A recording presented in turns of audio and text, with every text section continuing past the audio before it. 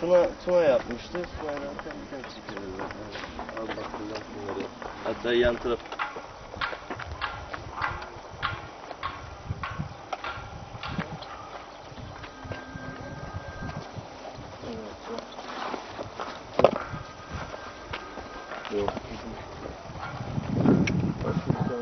Rütbeli komutanlar, tatbikatı denetleyecek olan komutanlar bunlar. Ancak tam olarak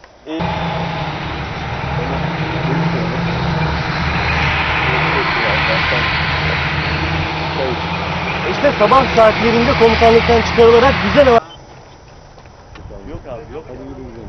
Ya izin verirler de göremeyiz. Hani dün gittik ya, görmedim abi. Abi tam şu anda dün çıktık ya sırttan, tankı görüp geri döndük. Oraya çıksak kimse de bir şey demez ha. Abi kimse bir şey demez. Ama duvarın dibinden gitseniz hemen.